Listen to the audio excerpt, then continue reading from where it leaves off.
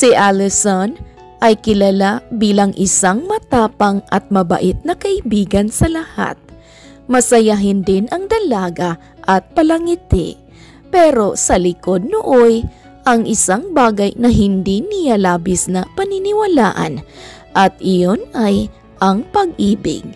Ayaw niyang magmahal o sa madaling sabi, takot siyang magmahal sa kadahilanang ang kanyang ina noon pa man ay harap-harapang niluloko at sinasaktan ng kanyang ama. Bata pa lamang noon si Allison nang masaksihan niya ang ganoong mga senaryo na siyang nagbigay ng trauma sa kanya pagdating sa pag-ibig.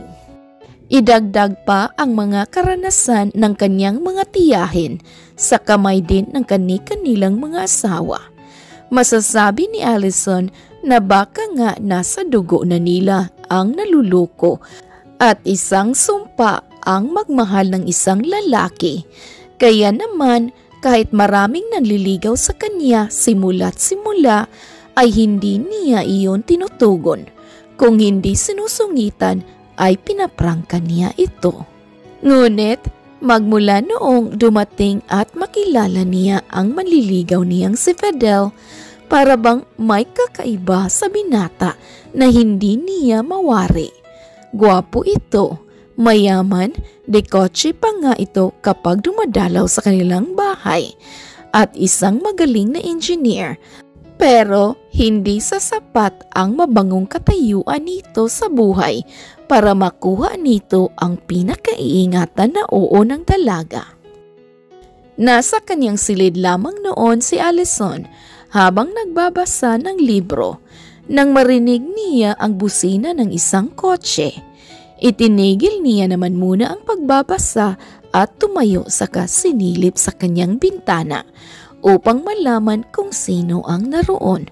At hindi nga siya nagkakamali sa kanyang isipan dahil si Fidel na naman ang naroon. Kung maaalala niya'y kakadalaw lamang ng binata noong nakarating linggo. At ngayon, nandito na naman ito at ayaw pa ring sumuko. Napailing na lamang ang dalaga at kasabay nooy ang paulit-ulit na pagkatok ng kanyang pintuan mula sa labas. Pasok! Sigaw niya pa dito saka muling naupo. Doon na pumasok ang kapatid niyang si Yana na ngingiti-ngiti pa habang kaharap siya. Ate, guess who's here? Sino pa nga ba? Si Fidel. Irapang sagot ni Ali. Aha? Oh, ano pang inuupo-upo mo dyan? Tumayo ka na at magpaganda dahil nandito na ang masugid mong manliligaw. Hayaan mo siya dyan. Tsaka kapag hinanap niya ako, sabihin mo tulog na ako o busy. Basta, ikaw na ang bahalang magsinungaling. Ano? Ate naman. You know what? Super gwapo na nga yung manliligaw mo, oh. Isa pa, sa lahat ng naging manliligaw mong mayaman, siya ang pinakagwapo, pinaka-makalaglag bra, at siya rin ang may mahabang pasensya sa iyo, oh. Ha? Anong makalaglag bra? Pinagsasabi mo. Batukan kita dyan eh. Ang bata-bata mo pa, ha? What? Bata pa ba ang 23, ate? Aha, bata pa yun. As long as nasa puder ka pa ni mama, bata ka pa. So, bata ka rin sa edad mong 25? Gosh, Yena, huwag mo ngang ibahin ang usapan. Okay, lumabas ka na at nagbabasa ako dito. What? Wala ka ba talagang balak na harapin si Kuya Fidel, ate? Kawawa naman. Wala. Tsaka hindi ako interesado sa Fidel na yan. Kung interested pa ako dyan, edi sana sinagot ko na siya. Okay, ikaw bahala. Nasa huli pa naman ang pagsisisi. Wika pa ni Yana saka umalis. Napairap namang muli si Ali sa kanyang mata. Sa isip niya'y bakit niya pa ba haharapin ang binata? 2 beses niya na itong sinabihan na hindi siya nagpapaligaw at wala siyang gusto dito. Siguro nga'y sobrang lakas ng self-confidence nito kaya hanggang ngayon ay pilit pa rin nanliligaw. Ilang minuto pa'y ang ina niya naman ang pumasok sa kanyang silid kaya doon na niya nahilot ang kanyang ulo. Ma, ayaw ko nga pong harapin si Fidel. Sinabi ko na po sa kanya na hindi ko siya gusto. Nag-aaksaya lang siya ng oras at panahon sa akin eh. Anak, may dala siyang flowers at chocolates. Isa pa yan ha, nag-aaksaya lang siya ng pera. Huwag niyong tanggapin ha. Yeah, ang flowers hindi namin tinanggap pero ang chocolates nakain na namin ni Yena. Ano? Naman. Ay, pasensya na. Imported kasi eh, tsaka mamahalin. Sayang naman kung hindi namin titikman, diba? Minsan lang tayong makatikim ng mamahaling chocolate eh. Ngiti pa ng ginang. Okay, sige na. Harapin mo muna saglit si Fidel. Sabihin mo na rin sa kanya na huwag nang bumalik kung ayaw mo talaga sa kanya.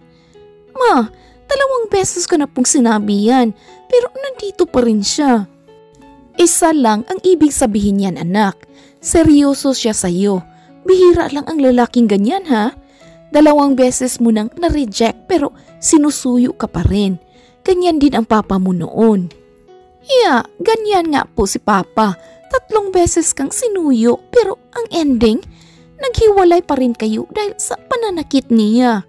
Iyan ang dahilan kung bakit ayaw na ayaw kong pumasok sa isang relasyon, ma eh. Mas nanaisin ko na lang na tumandang dalaga.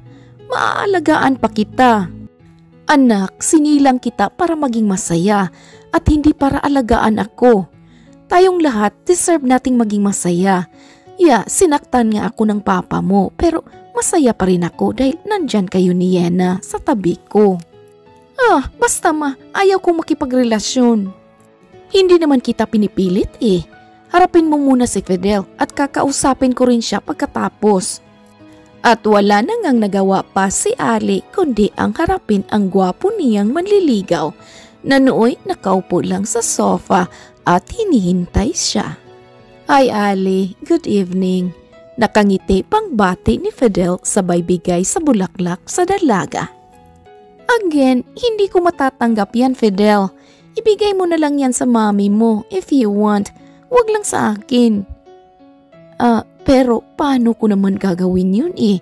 Nasa States ang parents ko. Abay, hindi ko alam. Ipa-LBC mo or whatever. Basta hindi ko yan matatanggap. Tsaka, ano pa bang ginagawa mo dito? Akala ko ba malinaw na sa'yo ang sinabi ko na huwag ka nang babalik pa dito dahil ayaw ko nang makita pa ang pagmumukha mo. Paano ba yan? Gusto ko pang makita ang mukha mo eh. Ngiti pa nito. Diyos ko mahabagin. At naggagawa mo pa talagang ngumiti ha? Kung masaya ka, ako hindi. Tahimik akong nagbabasa ng libro sa taas tapos bigla mo akong iisturbuhin. Bakit ba palagi kang nagbabasa? Ano bang pinag-aaralan mo? History, math, and everything. Oh, okay. Well, total masipag ka na rin namang magmahal.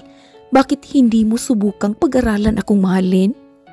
Pagkasabi nooy, rinig naman ni Ali ang hagikik ng kanyang ina at kapatid na nooy nasa may bandang kusina lang at pasikretong pinakikinggan ang kanilang pag-uusap.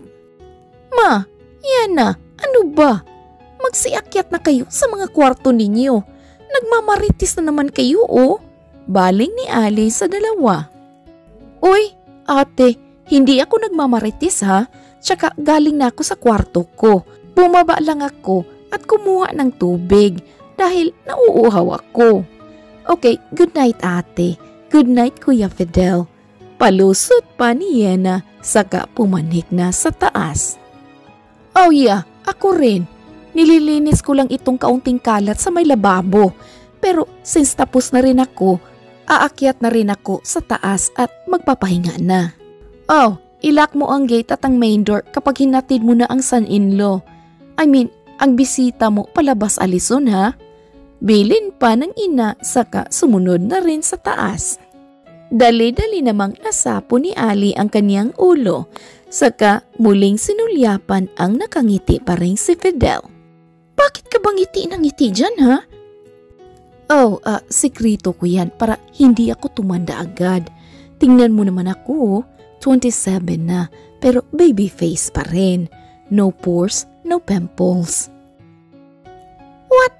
So, sinasabi mo bang matanda na ako dahil may pimple ako? Oh no, hindi naman. Alam mo Ali, huwag ka kasi palaging nakasimangot at laging galit dahil tiyak hindi mo mai-enjoy ang buhay. Yeah, hindi ko talaga na-enjoy ang pagbabasa ko dahil sa biglaan mong pagsulpot. Ang mabuti pa, umalis ka na dahil may trabaho pa ako bukas. Oh, okay. Gusto mo bang sunduin na kita dito bukas? Ha? At bakit mo naman gagawin yun? Boyfriend ba kita? Kaya nga ako nanliligaw para maging boyfriend mo. Sagot mo lang naman ang hinihintay ko kaya no worries. Ay naku Fidel, umalis ka na, please lang, at huwag ka nang bumalik dito.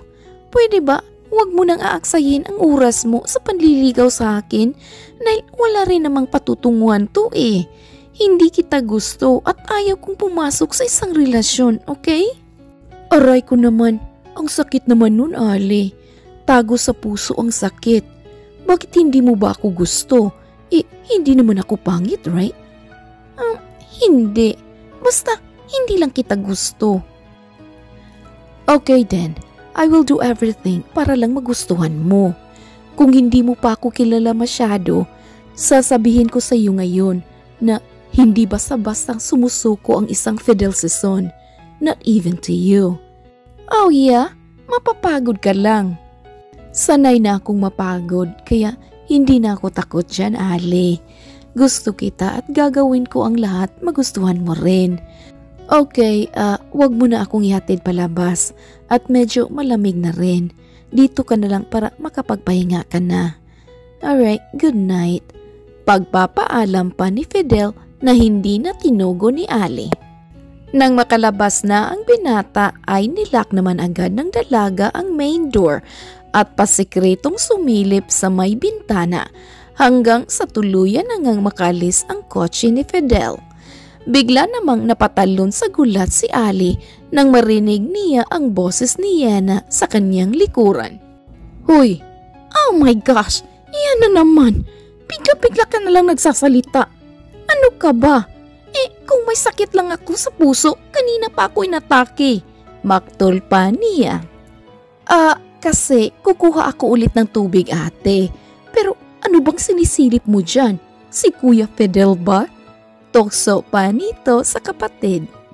Sinisigurado ko lang na nakaalis na siya at baka mamaya nandyan na naman siya sa labas, naghihintay. Ay sus, in denial much. Alam mo, tutusan na talaga kita dyan ha. Tumabi ka nga at matutulog na ako. Good night ate, dream of Kuya Fidel. Huling wika ni Yena na sinabayan pa ng mahihinang hagikik. Napailing na lamang din si Ali saka dali-dali nang pumasok sa kanyang silid at agad ibinagsak ang katawan sa kanyang kama. Hindi niya alam kung bakit ayaw na ayaw niya kay Fidel pero sumasaya ang puso niya kapag nalalaman niyang dumadalaw ito. Sinampal-sampal niya naman ang sarili dahil maski siya'y naguguluhan na rin. Pilit niyang ipinikit ang dalawang mata at ilang minuto pa'y tuluyan na nga siyang nilamon ng kadiliman. Kinabukasan, at dahil alas 8 ang pasok ni Ali sa trabaho, ay medyo late na siyang nagising. Lagi kasi siyang nagigising ng alas 6, pero ngayon malapit nang mag-alas 7 nang siya'y nagmulat. Naligo naman siya agad at nagbihis, saka bumaba na't nagtungo sa kusina. Pagbaba niya pa lamang ng hagdan ay nangunot na ganyang noo nang makitang may isang malaking teddy bear na nasa kanilang sofa. Ma, pumasok na po ba si Yena? Panimula pa niya. Ay oo anak, ngayon lang din. Nagmamadali nga iyon at baka malit na naman daw siya. Okay, kumain ka na dito. Ma, kanino po ba itong malaking teddy bear? Kay Yena po ba to? Ay, iyan ba anak? Naku, hindi, para sa'yo yan. Ha? Sa akin? Oo, galing kay Fidel. Ang aga-aga ngang pumunta nun dito para lang ibigay yan. What? Dumaan si Fidel dito? Oo anak, hindi na kita ginising dahil humihili ka pa. Tsaka sinabi niya na rin na huwag ka nang istorbuhin sa tulog mo. Para saan daw po to?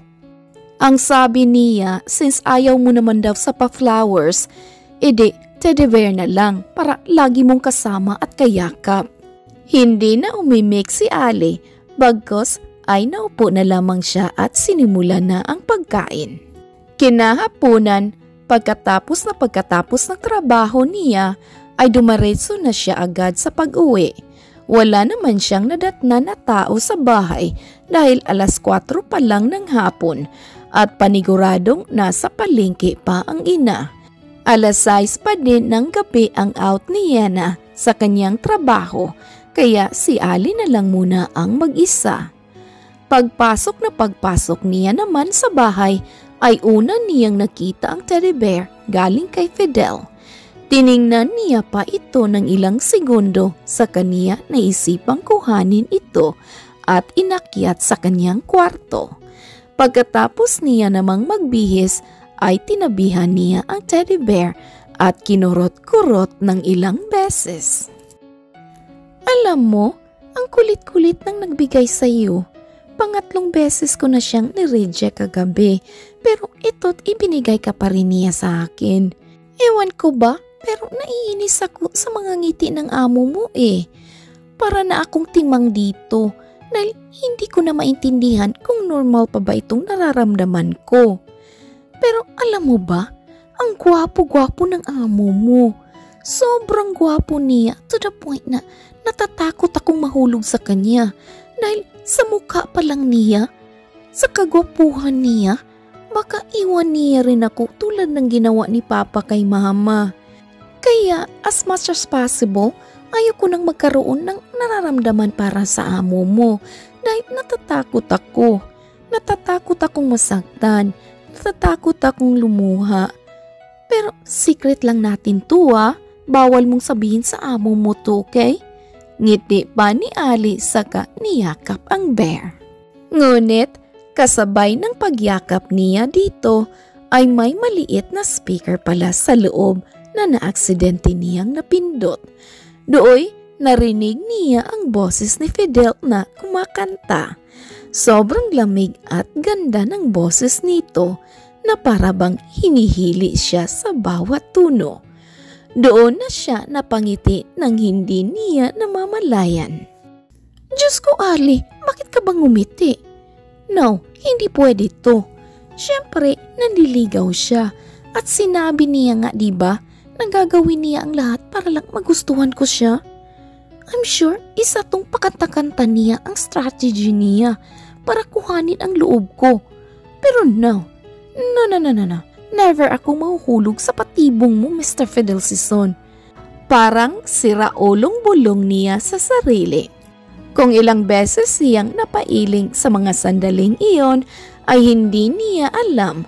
Bumalik naman siya sa wesyo nang marinig niya ang boses ng ina.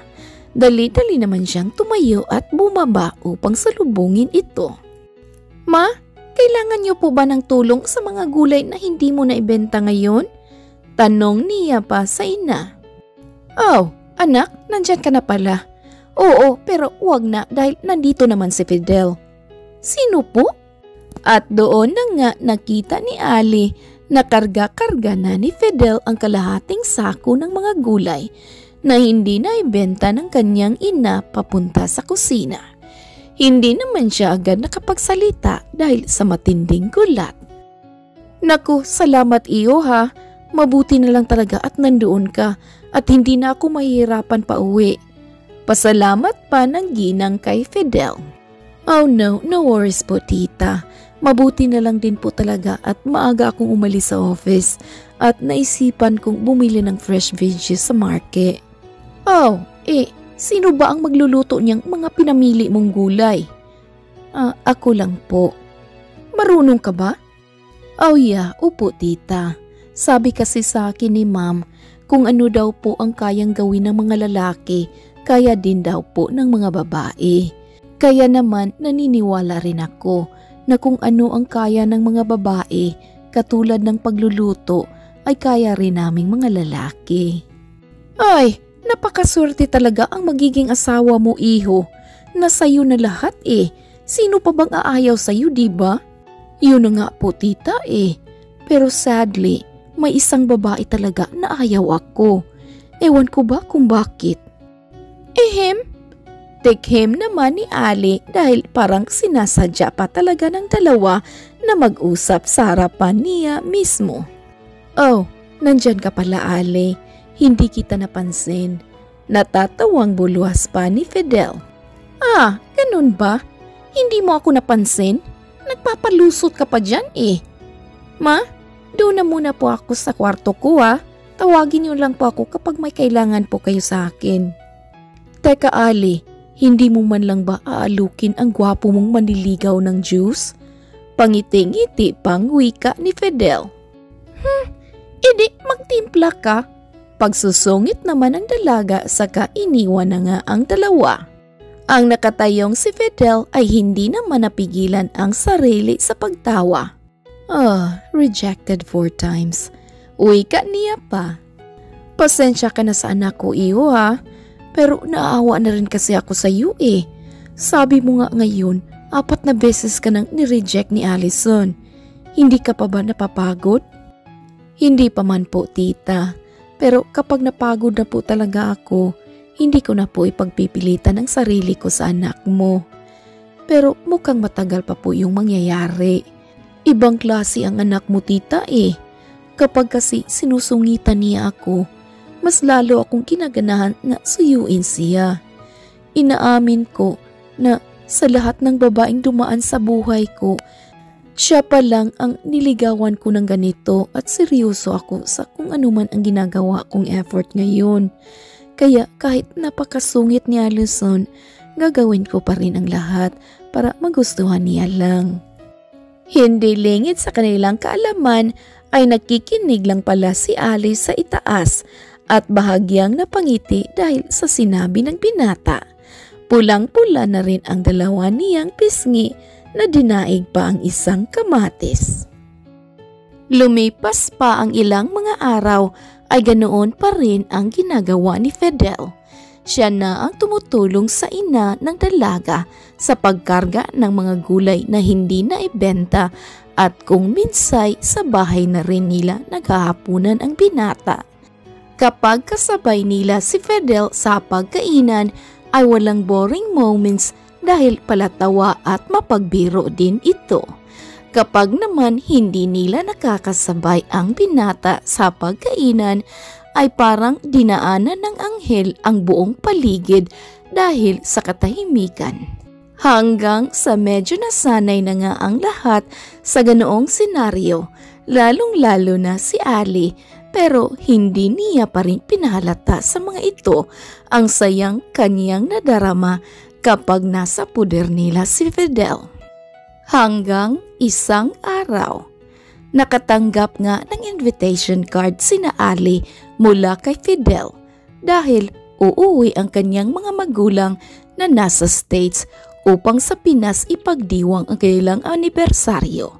Pinaunlakan naman iyon ng 3 at sinuot rin ni Ali ang pinakamaganda niyang dress at naglagay ng light makeup sa mukha. Sobrang ganda ng dalaga at kung ilang minuto na rin siyang nakaharap sa salamin ay hindi niya na makwenta. Bumalik lamang siya sa ulirat nang buksan niya na ang pinto ng kanyang silid. Ate, ready ka na ba? Oh yeah, bakit? Nandiyan na ba si Fidel? Oo ate, kakarating niya lang. Okay ka na ba? Yana, okay na ba ang mukha ko? Okay lang ba ang makeup ko? How about ang buhok ko? Ang suot ko? How is it? Natawa naman ang kapatid sa mga naging tanong ni Allison. What? May nakakatawa ba yan ah? Kasi ikaw hindi naman halata na pressured ka dyan. What do you mean? Wala naman ate. Ngayon ko palang kasi narinig mula sa'yo na concern ka sa looks mo, which is never mo namang ginawa. Ngayon pa lang. Now tell me, gusto mo bang maganda ka kapag nakita ka ngayon ni Kuya Fidel? O gusto mong presentable ka kapag ipinakilala ka na niya sa parents niya? Hello? What kind of question is that, Yena? Ano bang pinagsasabi mo? Siyempre, party yun at kailangan ko lang maging presentable. Ay sus, really ha? By the way, wala nang problema ate. Maganda ka pa sa lahat ng maganda. Kaya sige na, tara na sa baba at naghihintay na sina mama at kuya. Okay, fine. Susunod na ako, okay? Bilisan mo ha. Tumango naman si Ali sa kamuling sinulyapan ang sariling refleksyon sa salamin. Inaamin niyang kinakabahan siya na ewan. Hindi naman ito ang unang beses na pupunta siya sa isang party. Pero ngayon pa lang siya kinakabahan at hindi niya alam kung bakit. Pagbaba ay una niyang nakita si Fidel na sobrang gwapo sa suot nito. Nginitian siya ng binata kaya ngumiti na rin siya bilang tugon. Hoy, Kuya Fidel, baka pasukin na ng langaw iyong bibig mo ha? Rinig niyang wika ni Yena. Oh, I'm sorry. Nakaka-starstruck kasi ang ate mo eh. By the way, Ali, you look absolutely beautiful tonight. Well, lagi ka namang maganda, pero mas lalo ka pang gumanda ngayon. Bakit kaya? Aha, alam ko na. Kasi nakita ko na rin sa wakas ang ngiti mo. You know what? Ngumiti ka lang lagi. It suits you. Sweet na usal ni Fidel. Ramdam naman ni Ali na namumula na naman ang dalawa niyang pisngi. Kaya yumuko na lamang siya at nagsalitang mauunan na sa labas. Pagdating sa mansyon nila Fidel ay medyo nakaramdam pa ng kaunting hiya ang dalaga dahil napakaraming taong naroon at nakakasiguro siyang lahat ng mga bisita nila'y pawang mga negosyante at mayayaman. Pero sa kabila nooy, pumasok pa rin sila at humahanap na ng mapwepestohan. Ipinakilala naman agad ni Fidel ang tatlo sa kanyang mga magulang at walang duda, mababait din ang mga ito. Dahil dooy, parang nabunutan ng tinik si Ali dahil ang buong akala niya'y masungit ang mga ito at matapobre. Kabaliktaran pala dahil sobrang bait ng mga magulang ni Fidel. Nang magsimula ng party ay doon na nagpaalam si Ali sa kanyang ina at kapatid na iihi na muna siya. Tumango naman ang mga ito kaya dali-dali na ring hinanap ni Ali kung saan ang banyo. Wala kasi si Fidel sa kanilang tabi dahil abala ito sa pag-entertain ng mga bisita. Hanggang sa mapadpad si Ali sa may sulok at marinig niya ang pamilyar na boses. Kung hindi siya nagkakamali ay boses iyon ni Fidel at ng isang babae. Nang tingnan niya kung sino ang naroon ay si Fidel nga kasama ang isang mestesang babae. Kitang-kita rin ni Ali kung paano yakapin ng babae si Fidel na akala mo na may sila na. Bumelo naman si Ali at akma na sanang aalis sa gawing iyon pero bigla siyang nawala ng balanse at nakagawa ng ingay dahilan upang lapitan siya ni Fidel at ng kasama nitong babae. Ali, what are you doing here? Nagtataka pang wika ni Fidel sabay alalay sa dalaga patayo. Oh, sorry, hinahanap ko kasi ang banyo eh. Wala naman akong mapagtanungan. Oh, banyo ba? Doon na rin ang punta ko. Tara na, samahan na kita sa loob. Alok pa ng babae. What? Pupunta ka naman pala ng banyo. Eh, may payakap-yakap ka pa. Bulong naman ni Ali. Ano yun? Wala. Ang sabi ko, salamat. Sige, tara. Okay, dito ko na lang kayo hihintayin sa labas ha. Pahabol pang wika ni Fidel na hindi na sinagot ni Ali. Pagpasok nila sa loob ay doon na nga nagsalita ang babae. So, you're Ali? What? Kilala mo ako? Oo naman no. Paano ba namang hindi kita makilala? Lagi kang kinukwento sa amin ni Bunso. Kahit noong nasa States pa kami. Bunso? Yap, si Fidel. Bakit? Hindi niya ba nabanggit sa'yo ang tungkol sa amin? Oh, I forgot. Ayaw mo nga daw pala siyang makausap. Bakit naman? Mabait naman ang kapatid kong yun. Wait, kapatid mo si Fidel? Oo, hindi ba kami magkamukha? Tsaka Ali, kung ayaw mo sa kapatid ko, prangkahin mo na siya please. Kasi kung kami lang, gusto namin makasama na namin siya sa ibang bansa. Pero dahil nandito ka daw, ayaw niyang pumunta at manirahan doon for good. But if you like him too, say it na. Huwag mo nang patagalin dahil I'll make sure na hindi ka magsisisi sa kapatid ko. Isang pilit na ngiti lang ang itinugo ng dalaga at mas piniling hindi na umimik. Natapos naman ang parting iyon na masaya ang lahat, maliban na lamang kay Ali na iniisip pa rin ang sinabi ng kapatid ni Fidel hanggang sa sila'y makauwi na. So, paano? Pumasok ka na sa loob at malamig na dito sa labas, Ali. Fidel? Nabanggit sa akin ng ate mo na plano nyo nang manirahan sa ibang bansa for good. Sila lang yun, di ako kasali. Wala doon ang mundo ko. Dahil ba sa akin? Fidel, itigil mo na to. Stop na. Hindi mo pa rin ba naiintindihan? Ayaw mo ba talaga sa akin, Ali? Hindi naman sa ganun, pero ayaw ko lang talagang pumasok sa isang relasyon. Bakit? Saan ka ba takot? Nasaktan kita? Parte na ng pagmamahal ang masaktan, Ali. Kung mananatili kang nakatago, walang mangyayari. Hindi ka matututo kung takot kang mabigo. Pero kung ayaw mo talaga sa akin, wala na akong magagawa. I guess, enough na rin siguro ang 4 na beses mo na akong nireject for me to give up. Hindi pa naman ako napapagod kakasuyo sa iyo. Pero marunong naman akong rumispito. Kaya sige, hayaan na kita. Pumasok ka na sa loob. Good night. Nang akma na sanang aalis ang binata, ay doon na muling nagsalita si Ali. Fidel? Oh, bakit? Ngunit imbes sa sumagot, ay niyakap lamang ni Ali ang binata. Para bang nagets naman ni Fidel ang kahulugan ng yakap na iyon, kaya doon na siya napangiti. So, saka mo lang pala marirealize ang halaga ko kapag nag-give up na ako sa iyo? Sorry, natatakot lang kasi ako eh.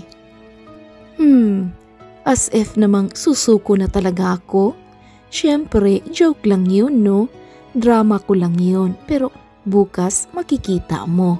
Liligawan pa rin kita. Okay, oo na. Pumapayag na ako. Pumapayag ka na ng ano?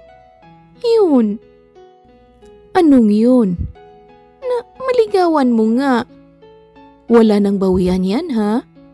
Oo na po, Mr. Kulit. At doon na nga nagsisigaw at nagtatalon si Fidel sa sobrang saya. Niyakap niya rin ang dalaga. At noong gabing iyon, hindi nawala sa mga labi nila ang matatamis na ngiti. Pagkatapos ng sweet moment nila, pumasok naman si Ali sa loob para makapagpahinga na. Huy! Diyos ko yan na! Ano ba? Hala, Jumpy! Nakikita ko yan ha? Ay! Oh, ano? May improvements na ba? You know what? Dakilang marites ka talaga. Okay, good night, Yana. Hala, in love na si ate. Niligawan ni Fidel ang dalaga sa loob ng mahigit 4 na buwan at pagkatapos nooy, naging sila na. Maraming plano si Fidel para sa relasyon nila, kaya umabot sila ng 4 na taon. Kasabay din ng pagdiriwang nila ng ika-4 na anibersaryo bilang magkasintahan ay ang romantic proposal din ni Fidel sa nobya.